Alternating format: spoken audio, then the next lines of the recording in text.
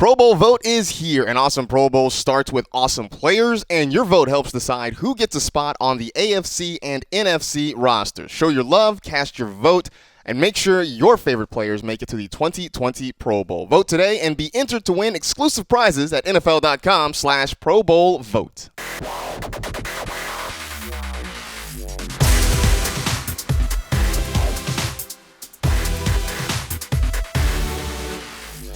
What is up? Welcome to another edition of the NFL Fantasy Football Podcast. It's me, your man, MG Marcas Grant, alongside the Fantasy Hall of Famer Michael Fabiano and the Fantasy Viper Graham Barfield. And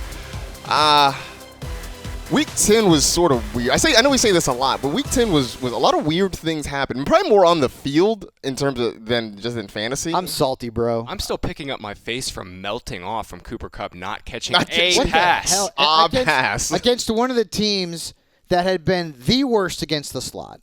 And not only that, Drew Brees coming off a freaking bye at home against one of the most just vulnerable pass defenses in the entire freaking league. 10 points. 10. No touchdown.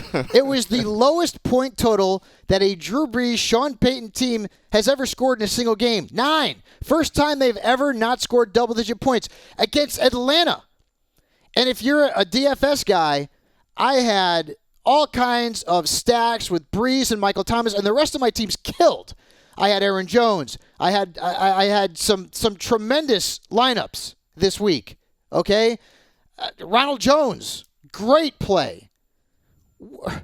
Christian Kirk, I love.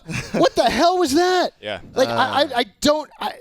Outside of being frustrated with the Cowboys, who I'm done with Garrett. I've been done with Garrett about 100 times during his tenure. I'm done with him again. Like. Really? Dak is carving the Vikings up and you don't keep throwing the ball? Oh, we want to establish Zeke in the fourth quarter. He was having a bad game. They sold out to stop him. Keep throwing the damn ball. Anyways, I digress, but this was a weird, and Alvin Kamara, too. Alvin Kamara, I know Marcus likes to trash PPR, which is fine, and I respect his opinion. But, I mean, like, if you're in a standard scoring league and you have Alvin Kamara, he has sucked this year. He's not giving you much. The touchdowns He's just been have not been there. Awful. Yeah, they've not been there. Yeah, the Saints couldn't move the ball yesterday, which was just bizarre. I mean, Dan Quinn relinquishes play-calling duties, and that defensive line actually came to life. Look at that. Yeah. They gave up how many sacks yesterday? 5 or 6? Yeah, it was 6, I think. 6, I believe it was. God, yeah. It's so bad. And we'll talk about that, too, because that was one of the bigger head-scratchers of the day around the NFL. I mean, you had the Saints losing. You had the Chiefs losing to the Titans. You had a lot of weirdness going on the field in the National Football League on Sunday. So we'll talk about that, some of the big questions of the week.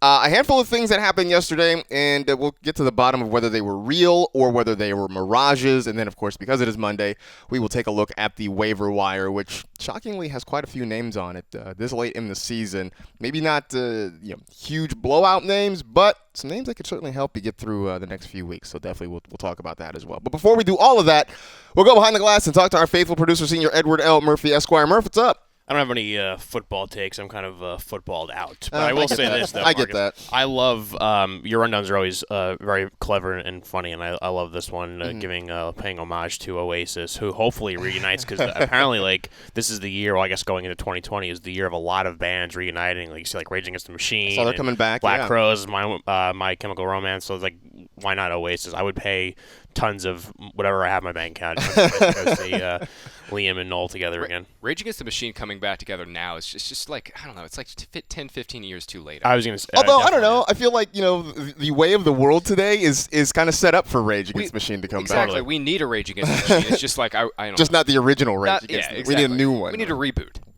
All right, that's fair. That's definitely fair. Although I will say this: if Oasis does reunite and come back, how long before Liam and Noel have some big blow up that just submarines the whole? You have to hope if you get tickets on the tour, it's one of the earlier shows, because there's a good chance that he just might walk off stage. He's just gonna blow the whole thing up. As much as I'm a metal guy, Sure. I'm wearing a freaking Motley Crue shirt.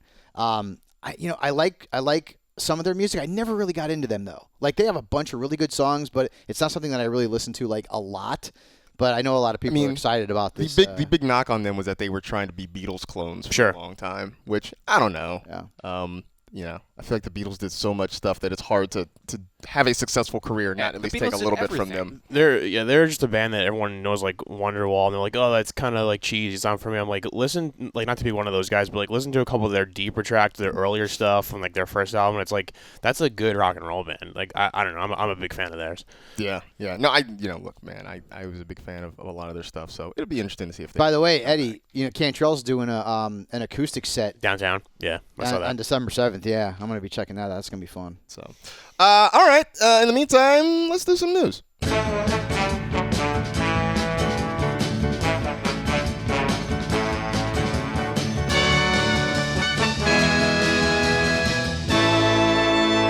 Let's do the news. We'll start with a little bit of kind of weirdness. I talked about some of the weirdness, but one of the weirder things from the week is that LeSean McCoy was a healthy scratch last week, or on Sunday, I guess I should say. Did not play at all. And afterwards, Andy Reid said it was in order to, quote, manage him the right way. I don't know Fabs at Twitter was buying that. I don't know either. McCoy had been playing poorly. Then he'd been having fumble problems. Yeah. Yeah, and then guess who fumbles? Damian Williams was out in fumbles. I guess the question is, like, what do we do here? The Chiefs' backfield had been hard enough to figure out already. Now, if we're just healthy scratching guys, can we buy back in on Damian Williams? What are we doing? I don't know, man. This has been the same thing for the Chiefs' backfield the whole year, right? Bro, he's got a good matchup this week, though. Yeah. Look. He's got a good matchup coming up against the former San Diego Chargers. Yeah. McCoy getting scratched yesterday was definitely not something I think we were all kind of prepared for. At the same time, though, he came out and played a ton. And I thought, outside of the fumble, I thought Damian Williams looked pretty good. And obviously last week he ripped off a big run, played 60 of 82 snaps. Darrell Williams and Darwin Thompson were basically not involved there. If McCoy does come back, I think by now we know what shade he is at this point in his career. And I also think we know the Chiefs are, they're going to lean back towards giving Damian Williams the lion's share of the touches. The previous week, Williams was on the field over 70% of snaps too. So maybe this thing is kind of shifting towards Damian Williams' hand a little bit more. Right. Kind of going back and in his favor, but at the same time, this is still liable to just turn into, LeSean McCoy getting 10, 15 carries next week. Am I the only one that wants Darrell Williams to be like the featured back there? No, you're not. No. You're not. Yeah. Number one, I loved watching him play because I see 31 and I see Priest Holmes, and it's like, oh man, nostalgia. But he was damn good when he got an opportunity. Yeah. Whatever. Yeah. Who cares what I want? Yeah, no one cares about what we think around. No, exactly. Ooh, Marshawn Lattimore, week to week. Yep. With a suddenly, next week's matchup against the Buccaneers looks much better for James Winston. As though and Mike Evans. Because Mike Evans wasn't playing well enough already. Now he's not going to have to face Mike. Lattimore is one of the few players who's had his number too. Yeah. Yes, he has. Yeah. Other news, this one impacting you already for Monday night. The chances are you already know about this in case you don't listen to this before the Monday night game. But George Kittle is doubtful for the Monday night game. Any of you guys interested in a Ross Dwelly, perhaps? Yeah, if you're desperate. If you didn't get a chance to pick up, Jack Doyle, Mike Gesicki, who failed yesterday. Even Kyle Rudolph, who was out there. Kyle Rudolph was out there. If you didn't get a chance to get one of those guys, yeah, sure, him or Hollister, your top plays for tonight. But I think this is a huge Manny Sanders game. Yeah, no, me too. Spot for me. The George Kittle thing screwed me in our dynasty league because I go 12 personnel. I have Hunter Henry and George Kittle. So and Hunter played Thursday night, so I had him as my flex and Kittle as my tight end. And then the news comes Friday that oh man, he's not going to practice again and things are bad. I'm like, damn it. So then I had to play Jonnu Smith, who led the Titans in targets and catches but didn't do anything with them, which inevitably kept me from starting Damian Williams, and now I'm probably going to lose. Yeah. Oh well. So yeah, hopefully for Kittle, this is not a multi-week sort of thing. Because good God, what if we don't have Kittle for a couple weeks? And Austin Hooper. I was saying, now it sounds like Austin Hooper's now out. Moving on, Austin Hooper, who left the game with a knee injury on Sunday. He is reportedly going to miss some time. Now, we don't know exactly how much time some actually equates to, but this is where we are. So Austin Hooper, who is the tight end one, who didn't do much, but he did catch a touchdown, so at least gave you a decent amount of production before he left. Now he's out. I know we're going to get to waiver wire a little bit later, but I guess this makes Luke Stalker in play now. Oh my God, for people. Man! If we don't have Kittel and Hooper next week, we're going to be looking at some pretty doldrum tight end options once again. Well, although we did that, this week we had some heroes. Yeah, we had Kyle Rudolph. He was a hero. We had some pretty good plays there. Jared Cook was a hero. And if you were bold enough to play O.J. Howard, Howard was a hero. Yeah, I wasn't bold enough or smart enough to play O.J. Yeah, you know what? Remember we were talking on Friday about the Greg Olsen thing? Yeah. I went in and took him out for Jonnu once I saw that Corey Davis was doubtful. I still won, but God darn it! And now Olsen's going to get. Ugh. Well, the Packers have struggled against tight ends all year. I know. I did not. I mean, no one expected Kyle Allen to come out and play as well as they did. I mean, they're even in the snow there. That was fun. I love watching snow games. Yeah, I love watching snow games from my couch. Exactly. Yes, me too. Right. Yeah. I don't want. I have no interest in playing or seeing that and slipping around on the ice. No, thank you. Dude, when I grew up in Connecticut. And from time to time, I would go to the old Patriots Stadium, you know what I mean? And they had, like, the steel benches. That's miserable. I went to a couple of those games in the winter when it was really cold and snowy, and it's awful. Yeah. I mean, your ass is frozen. Yeah, I was going to say, and your butt freeze. I mean, it's awful. It's awful. So God bless those Lambeau Field cheeseheads, man, because they're a lot braver than I am, that's for sure. Yeah, that just seems really unpleasant pretty much in every way. Speaking of the Atlanta Falcons, Devonta Freeman left Sunday's game with a foot injury, so he's going to go have an MRI on that. I would think, Graham, that at some point during the week we may see the Falcons sign somebody off the street because Ito Smith is now on IR, so that leaves them with just Brian Hill in that backfield. So regardless, I think, of what happens with Freeman, they've got to at least add another body at some point this week. They do. You mentioned it. Ito Smith's on IR. Brian Hill came out and played, I thought, pretty well yesterday. Need to go back and rewatch, see what he did. But Falcons going into New Orleans, guys, yesterday and just stomping the Saints and basically unforeseen. Just so pissed about that. Shutting down their offense outside of Michael Thomas was I was not completely. Nobody saw that. This. I had some dude. I had to mute him on Twitter who took a shot at me because I told him to start Drew Brees, and I'm like, dude, yeah, people are insane. You're a clown. People are insane. You're a clown. Yeah, there's sometimes you just learn not to put stock into what people are saying. I know, but sometimes it's frustrating. Hurt people, and that's probably that should be Twitter's tagline actually. Hurt people. That people. Maybe that would have been your quote at the end of the show. That could have been. After this week. Oh, man. Last bit of news, James Conner is expected to be back this coming week. He's been missing time with a shoulder injury, so hopefully he's back on the field. Yep. It's been weird because Jalen Samuels has played well, but not so much as a running back. I know they're trying to kind of shoehorn him in as a running back. Yeah. Trey Edmonds has been the actual running back there, and Jalen Samuels is sort of like a weird pass-catching hybrid. This is what he was at NC State, too, by the way. Right. He kind of played tight end. He played a little fullback, played special teams. He still played special teams for them yesterday. I think he's like the first starting running back in the league this That's year. what they're down to. To play special teams and start for their team. Which, by the way, Trey Edmonds had an interception yesterday, which is sort of wild. I don't know if you... I didn't even know that. The Rams ran a fake punt, and Johnny Hecker threw it, and I believe Trey Edmonds is the man who caught the interception. Now, I think in most leagues, he wouldn't get the points, but it would just be the special teams. And by the way, the Steelers' defense and special teams, we talked about this on the show Friday. Oh, yeah. That defense is freaking sick. Yeah. Like, they're putting up Patriot kind of numbers. Yeah. Look at the totals. Well, they're not putting up 20-plus every week. No, dude, look, they had 22 yesterday. Yeah, they did. They have been scoring points like crazy, man. Yeah, they have really turned And it on. guess who they got this week? That front seven is so nice. Baker Mayfield. Yeah, they've got the Browns and then the Bengals in Week 12. That trade to get Minkah Fitzpatrick has worked worked out well for them. Absolutely. High cost, but it's worked out. Absolutely. So there you go. That's pretty much everything you need to know.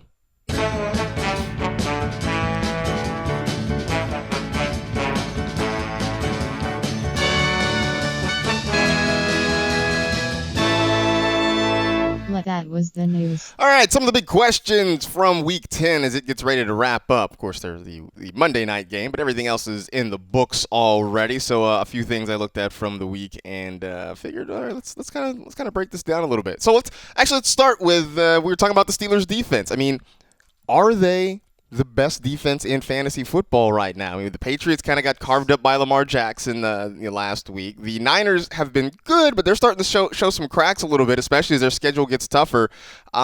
I mean, are the Steelers? They look like a league winner right now, dude. I think so. They're I mean, good, and man. this Patriots schedule is about to get a lot tougher. They're going to play Dak. They got to play Deshaun. They got to play Mahomes over the next couple weeks. And we just talked about their Steelers. They actually schedules are really had nice. 25 yesterday. Ooh. 17 against the Colts the week before, 13 against Miami, which is strange that in their last 3 games, the worst performance was against Miami. Previous to the bye, 14-11, 19-11. I mean, this is bananas good. Yeah. Like this, again, this is like Patriots good. And you guys mentioned Cleveland, Cincinnati, and then Cleveland again. Yeah. And then you're at Arizona, Buffalo, and then Jets in the Super Bowl for fantasy championships. Oh, yeah, man. I mean, the Steelers' defense is just must-start material at this point. That front seven is nasty, and getting Minka has obviously just set them over the top. Yeah. Yep. Imagine if the Steelers had an offense. Like, right? They would be so. Right. You know what I they was would be set thinking? up You know what I was so thinking? well. Big Ben were there, man. I was thinking yesterday. I'm like, imagine Rams, Steelers like last year. Big Ben, Connor, Brown against Gurley, like the real against Gurley the good Rams. and the good Rams. Jared Goff is. I cut Jared Goff. I had him in one league. I cut him. It's over, man. He's done. He stinks. He's regressed. He's awful. His schedule is tough. He's got the Bears this week. Good luck with that. And he's killed. I mean, outside of Kupp, who was awful this past week because Goff is just a brutally bad quarterback at this point. Like, there is no Ram, not one that you can trust. Last year, Gurley was just dynamite. Woods was incredibly consistent, and Kupp was great before he got hurt. And the only guy you can trust in this offense right now is freaking Gerald Everett. That's it. Yeah. Right now, I mean, the MO to beat the Rams is so simple because their offensive line is so bad. If you can knock Goff off his spot and pressure him, which obviously the Steelers have a ton of talent to do it. Right. Yeah. I mean, that's the MO right now. And next week the Rams get the Bears. Good luck. Yeah, have fun with that. Yeah, good luck. Who really? That's going to be that could be like a 6-3. The Bears have progressed this year too. Yes, they're still extremely good. They're still very good. They've done a great job limiting. And I honestly feel like that's sort of where Goff's downfall began last year when they played the Bears, and they roughed him up something serious. They really got him confused, and from then on, I think teams sort of look. Not everybody has the talent that Chicago does on defense, but they sort of use that blueprint a little bit to try and get Goff confused. Totally. We definitely saw it in the Super Bowl without a doubt, and I think teams have started doing it this year, and it has not worked out. And you know well what, for the guys? Rams. We're going to really find out the truth about Todd Gurley next week. We really are. The Bears can't stop the run. They just can't. That has been the one thing that Chicago has struggled with all season long on the defensive side of the football. And if Sean McVay does not make every effort to get Todd Gurley at least 20 touches in that game, then we know that Todd Gurley's clearly not healthy. I mean, and is not someone that we can rely on fantasy, although we've sort of found that out over the last few weeks based on the numbers. But this should be a Todd Gurley game where they lean on him to control the time of the time of possession and keep Pittsburgh off the field. And keep Chicago off the field. And if Gurley doesn't get that many touches in this game, this should not be a blowout because the Bears' offense is not that great either with Trubisky. If the Rams, what? I mean, Mitch 3-touchdown Trubisky. They played the freaking Lions. Listen, I'll put Marcas Grant in a jersey. I'll throw him out there against that defense, and you'll have 250 and 2 touchdowns. I also can't throw a pick. You may throw a pick, but you won't have a bad stat line. This is the week where we're going to find out if we can trust Todd Gurley during the fantasy playoffs. This is the week. It only took Trubisky a half to get ready here. He just had to get warmed he up just yesterday. Get loose, He just had to get warmed up yesterday to get going. Yeah. They're going to have a different quarterback next year. Speaking of the Rams, and this is not, I hadn't planned to talk about this, but it comes up, so let's get to it, right? Todd Gurley did not have a carry, did not have a touch in the fourth quarter. So stupid. Yesterday. Stupid. After the game, Sean McVay was asked about it, and he says, let me just pull the quote right here. Quote, that was kind of just the rotation. Sometimes it's where we're getting, because I'm on both sides of the headset, and there's a lot of trust for our coaches to really be able to say who's in, and I'll kind of click back on, and we know what we're going on. Stupid. I don't get it. And last year we kind of heard this in the playoffs and in the Super Bowl that, we couldn't get a rhythm going, so we couldn't run the football. We couldn't get Todd involved. I don't understand. I'm beyond ignoring Sean McVay in what he thinks about Todd Gurley, what he says about Todd Gurley in the media, because it's just been wrong for a year now. I mean, he's just outright not been truthful about not only Gurley's health, but his usage and Gurley is what he is at this point. Right, but How do you not? How you don't give him a touch at all in the fourth Well, quarter? this is also a coach that didn't give him the ball enough in the Super Bowl. I mean, especially in a game that was close. It's not like they were getting blown out. I know. And Gurley was good, man. For what it's What did he average 6 yards a carry? For what it's worth, I thought Gurley does not have the same lateral agility, not even close, that he had it previously. But I thought he looked pretty decent yesterday. That was definitely some of the best he's looked all year. I didn't get it. And he scored, 7.5 points? Something like that. Yeah, it's just 73 yards rushing. That's it. Gosh. Yeah, that's it. I don't get it. Next week we'll find out if we can trust Gurley in the playoffs. Yeah, which I'm not optimistic. No. Not optimistic. Staying in the division. Is Kyler Murray a QB1 for the rest of the year? I mean, I know it's one thing to play well against the Bucs, but let's go back to last Thursday when he had a really nice game against the 49ers defense. The schedule is fairly nice. I mean, he's got the Niners again this week. Are you really playing on the road against your beloved 49ers? No, This is a week. you are not.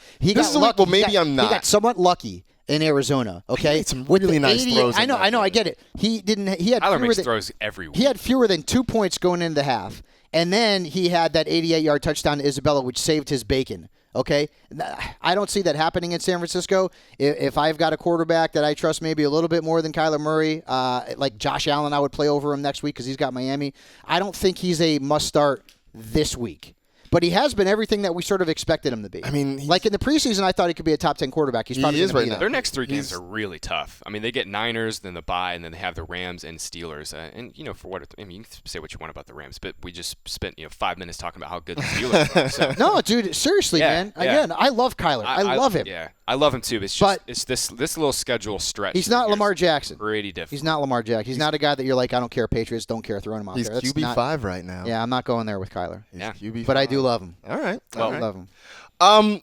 We talked about this a little bit at the top of the show, right? This Falcons-Saints game. I mean, that was the one where everybody kept checking back on the score and like, is this really happening? Are the Falcons Is this actually real winning? life? Is this exactly? I don't know what was stranger. In New Orleans. Seeing that the Saints weren't scoring any points against Atlanta, or that Saquon Barkley had 13 carries in 1 yard. 1 yard. Against the freaking Jets. He had one more rushing yard than all of us combined. And he ain't right. He's not Well, right. he also went for X-rays after the Yeah, game he's too. not- he's and, not right, dude. I don't know if we've heard anything about that just yet. I have not read anything. They have a about bye week coming up, so I mean, that's good, but It's a little time for him to rest.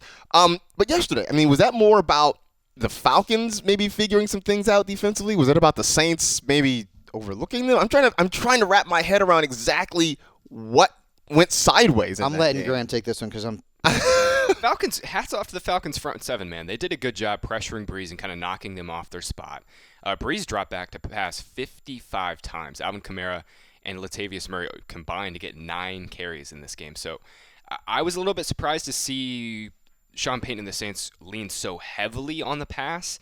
I thought this was a good game for both Murray and Kamara potentially to get going on the ground. And for whatever reason, the Saints offensive line and just really struggled to stop this pass rush. I thought the Falcons did a good job firing up some kind of pretty unique blitzes and some stunts to kind of confuse Breeze, and it worked. It worked. Was that their plan to just play awful defense until week 10 and then go into New Orleans and beat Breeze? Right. It does matter though. I mean, Dan Quinn relinquished. No. Right. Duties, Yeah. Marcus had talked about that. Yeah. And it's just.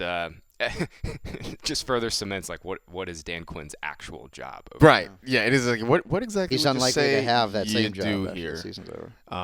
So there you go. Oh, by the way, I feel like we don't talk enough about Michael Thomas this year, right? Well, he's just so. I mean, he's like good. it's just like he's just so consistent. You just plug him in. You just go about your business and you don't worry about him. His game logs this year are seriously a thing of beauty. I mean, it's literally they're so consistently ridiculous.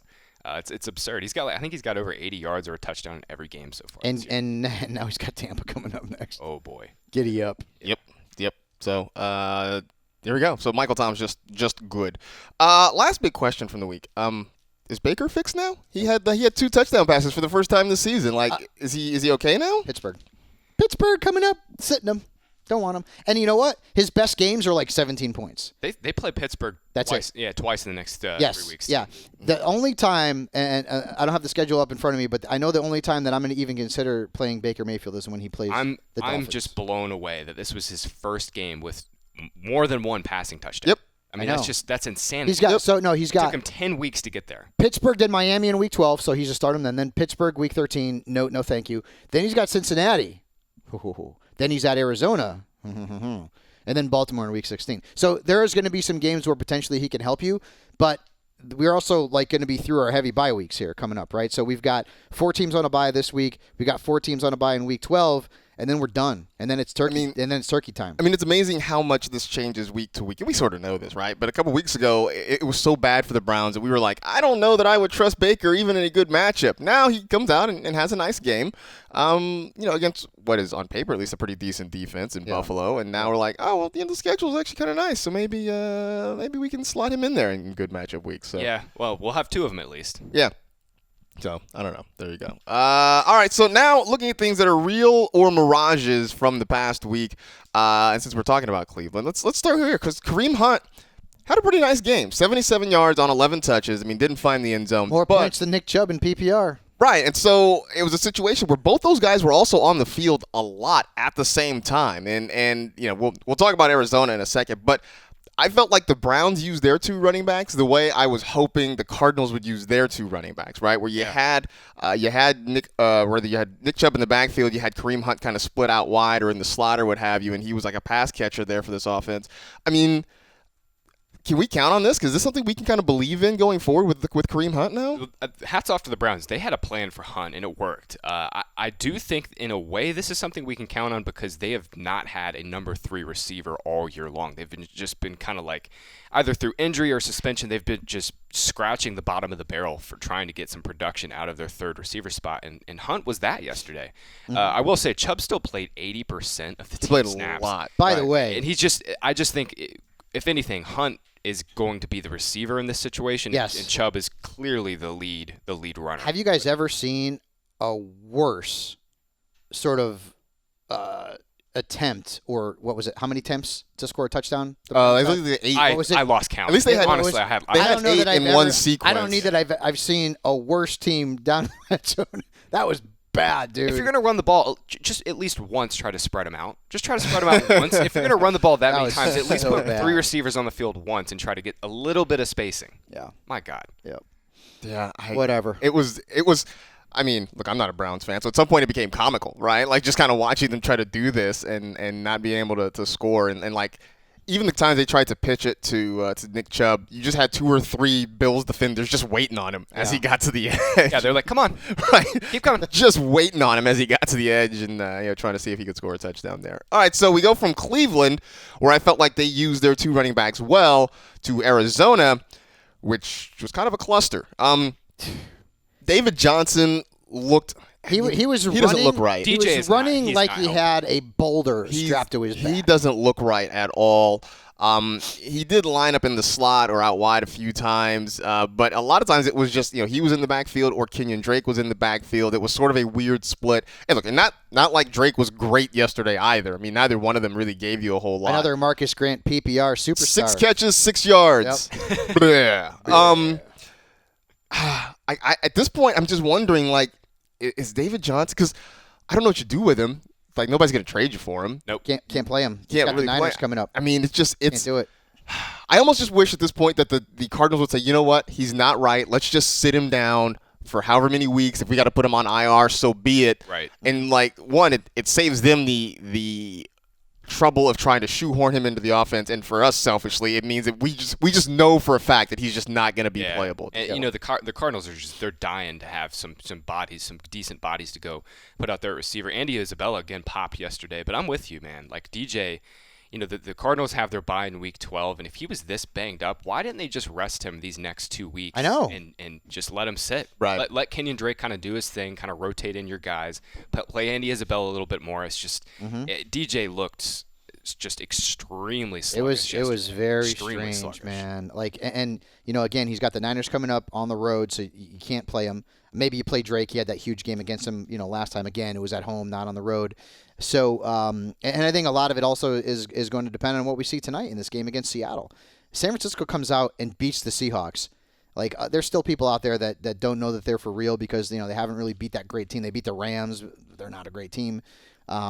Marcus, I know he's looking forward to this contest.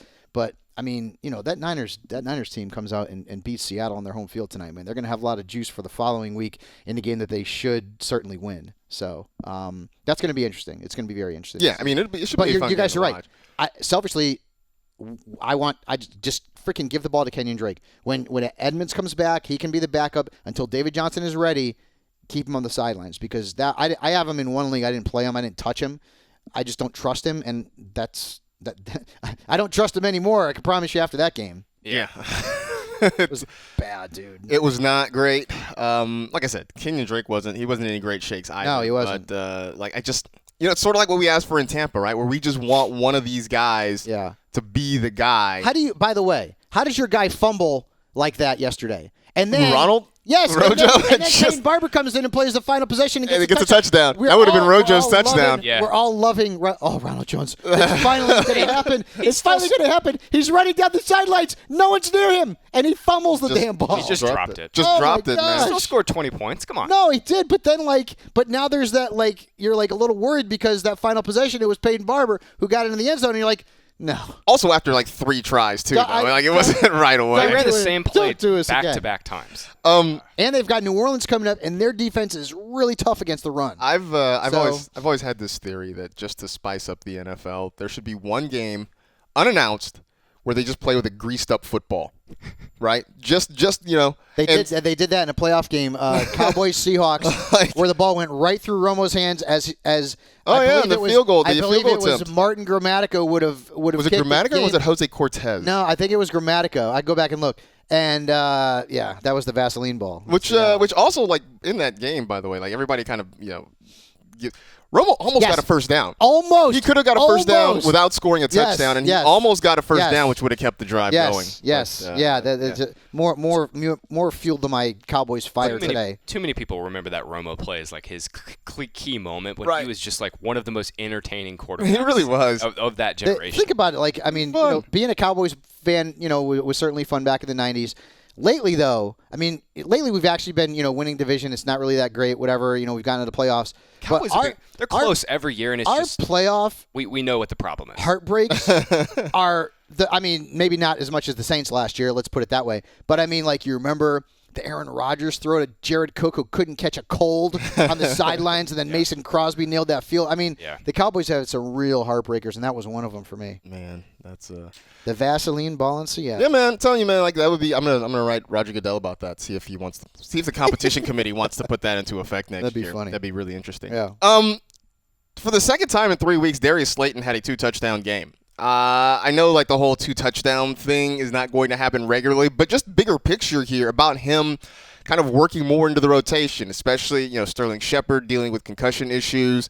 Hopefully Evan Ingram is back after the bye and what have you. But they need a complement to Golden Tate in that offense, and I'm starting to wonder whether or not Darius Slayton has kind of become that guy. Yeah, he was awesome yesterday. And he was the hero that everyone wanted and no one started. Let's put it that way, right? Yeah. But they've got a bye this week, and you've got 4 teams on a bye. So can you afford to pick him up and sit on a roster spot for 2 weeks? And then Sterling Shepard might be back. Sterling Shepard might be back, and I've been told that Evan Ingram will be back after the bye week. So it's not as if there's going to be that many targets available. Yeah. So Slayton should be one of the 3 or 4 top pickups off the waiver wire in any other week. I don't even know that I would put in a claim for him. Yeah, with the bye, I can't use him this week. With the bye coming up, you're right. It's kind of crazy though. Slayton had 17 catches coming into this game, and he just goes freaking nuts. Had what, 10 yesterday? 10 for 121. Yeah, just insane, and obviously the 2 scores. So 14 targets for Darius Slayton. Yeah. Was not projected. And Golden Tate still had a monster game. Yeah, Golden Tate did. Yeah, he still had a monster game. 90 some odd yards and a pair of touchdowns there too. Guys, are we ready to affix the dreaded bust label on Saquon Barkley? No. I mean, he's a disappointment. Yes, I'm not gonna say he's a bust. I'm just trying to look at where he is, bro. I'm scrolling. He's RB 18 right now. He also missed a couple of games with a high ankle sprain. Yep. Disappointment, yes. I can't quite go with bust yet. Okay, all right. I'm just saying, Yeah. All right, okay. Yesterday last was 2 not games great. combined, 23.6 points. He had the huge game against Detroit because everyone crushes them. 17 points against Arizona, which 7.7 in Tampa Bay. His last game, that was the game that he got injured. I don't know, man. Yeah. I mean, if he's out again, if he's going to miss more time, I mean, at least they have a bye week. Yep, But the good thing is that It's- the matchups down the stretch are really favorable. He's got Chicago, Green Bay, then Philadelphia, which has got a tough run defense, then Miami, and then Washington. So he can Nice. more than make up for it if Yeah. he's able to come back, and hopefully he is. That is really nice. Obviously, I think it's probably likely that Barkley's less than 100%. I mean, high ankle sprains tend to nag, and it's not Right. something that's probably been 100% over the last month since he came back. But last year, Barkley ripped off so many long gains, and this year we saw it kind of early in the year. He had a couple huge plays, but since he's come back from the high ankle sprain, the explosive big rushing plays have not been there, and I think that's kind of what sunk his total yesterday. Yeah. I mean, my God, one One yard is yard. just. I mean, I got Ooh. that's. I mean, I got to talk to our research guys, but I mean, like, that's terrible. yeah, Giants. That is. I mean, that is just awful. Giants' offensive line dude. was overwhelmed yesterday. Yep. Not great. By the Jets. Ooh. Sorry. I feel bad, Eddie. I see he's breaking out the Kleenex. I don't know, man. I feel like Eddie He's a little has disappointed. Eddie has gone into the chase for Chase, right? That's kind of where you guys are now, right? Bingo, 100%. The chase for Chase Young. Totally switch to tank mode. I'm ready for the draft. I will say this though: Daniel Jones is going to end up being one of the more popular fantasy sleepers next year. His last He's 3 showing. games. He's showing some. I mean, he's either had really, really huge games or really crappy games, but he's getting this year of experience under his belt. And next year, you would assume everyone's going to come in healthy. They'll do some work on the offensive line. He's going to end up being a sleeper. Yeah, last 3 games, 9 touchdowns, 1 pick. So, he's well, he's a fumbled bright about spot. 76 times, but I mean, he needs to get into the Tiki Barber Jamal school of Adams. not fumbling. Jamal Yeah. Adams Just just like, took the ball out of Technically, his that chest. that counts as a fumble, technically, but like, he just got snatched. That was a badass play. Yeah, if Daniel Jones can figure out the fumbling issue, just, he could be pretty fun for fantasy because he Yeah, can dude. scramble and move around. Yeah, a bit. exactly. Yeah, he could Yeah, be pretty dude. fun. Yeah, looks like he just got his chain snatched by Jamal Adams yesterday. dude. That's what happened. He there. got crab. As someone who started the Jets Absolutely. defense, I was very happy. That was Yeah. man. That was Jets wild. defense had 19. They should have a decent day. They had a good game. Yeah. Last reel of Mirage. I mean, O.J. Howard scored a touchdown like for the first time in like ever. It feels like. The flow chart lives. Yeah. Right. Isn't it strange that the only stud tight end to stink against them this year was Evan Ingram? Rhett Ellison, Rhett Ellison caught the touchdown scored that a day. touchdown in that game, but Evan Ingram's the only tight end who hadn't had like a huge game against them. Yeah, Ingram had a few bad drops in that game too. You're right though. That's so weird. That is, Isn't it? that is Because, wild. I mean- hey, look, we had a tight end against them, just not the one we predicted. Isn't fantasy football fun? Isn't this fun to predict? I don't know why you guys play it. This is ridiculous. Yeah. Aside from the touchdown, I mean, O.J. Howard, 4 catches for 47 yards, which in this day and age of tight ends That's is, amazing. right. That's amazing. You'll take that all day. Yes. So I mean, the bigger question is like, do I think that this is a thing now? I mean, can we count on this? I mean, the Saints look. They're playing the Saints next week. I mean, Yeah. can we buy in? I don't know. Especially now if especially if we're losing Austin Hooper for several weeks. He's sort of in play, right? My guess is that OJ is going to end up on my sit-em list Yeah. this week. Look, if you've been holding on to O.J. Howard for this long, good on you. And if you played him yesterday, even better on you because I definitely was wrong about it. But yeah, I want to see way more.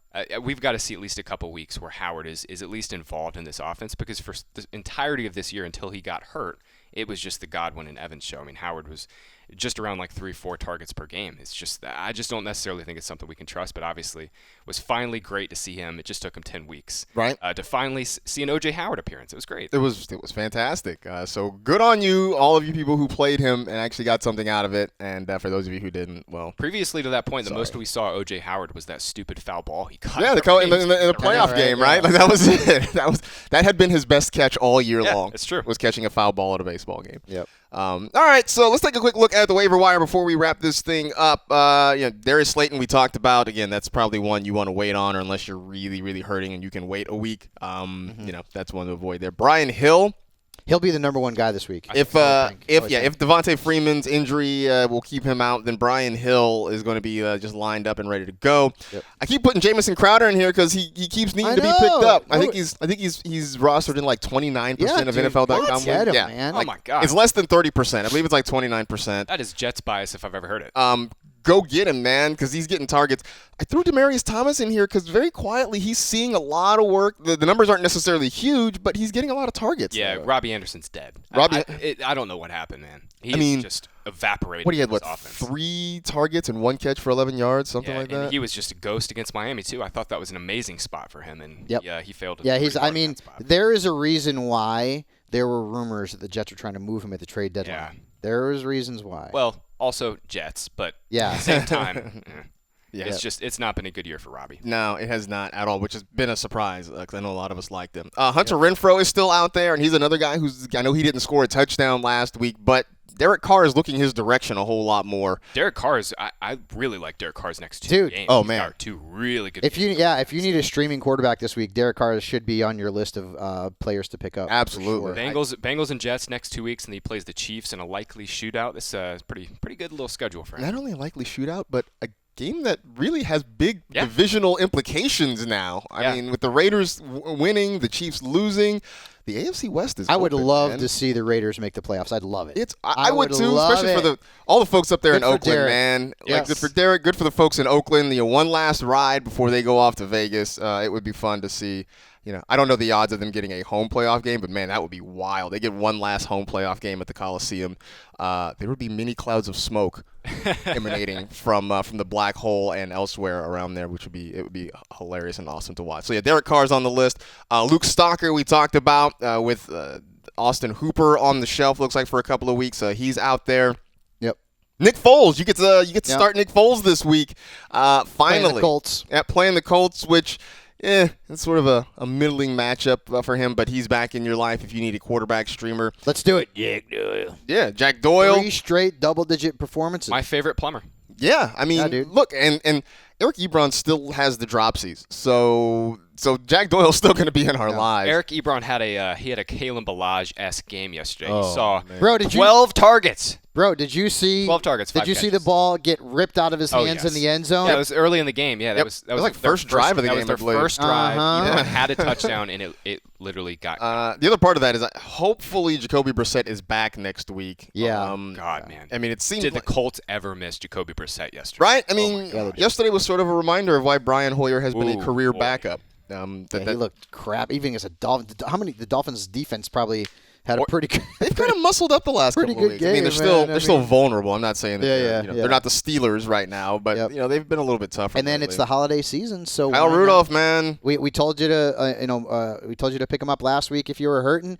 Every game that Adam Thielen is out, Kyle Rudolph is a legitimate number 1 fantasy tight end if you're hurting at that position. And now, with Hooper out and Ingram on a bye and all the injuries, Kyle he's Rudolph's a legitimate.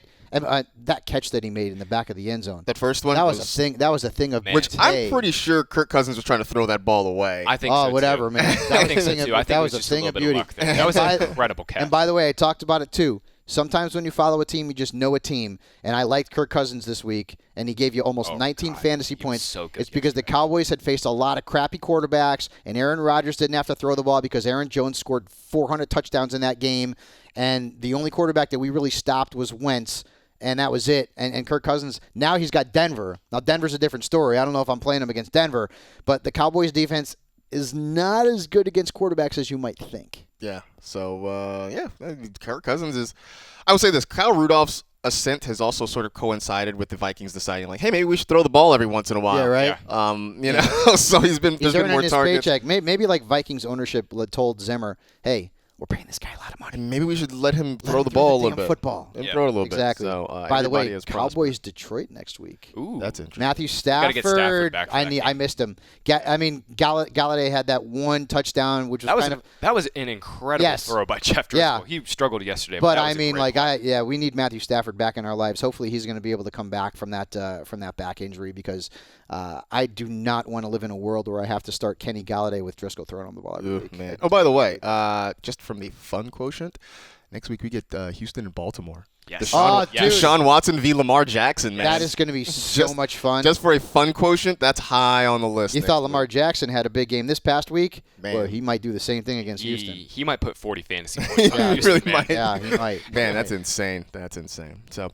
before we get out of here, happy Veterans Day to Yes. all who have served. We certainly appreciate your service. We value it. We thank you, and we wish you all the best on this Veterans Day, wherever you are listening to this podcast, be it here domestically or even around the world, because I think some of you guys listen outside of our borders. So we certainly appreciate and respect everything that you guys do for us. So there you go. That is it. We are done. We appreciate you listening and downloading. As always, you know the drill. Rate, review, and remember, if someone says onions are the only food that make you cry, throw a coconut at their face. We'll see you on Wednesday.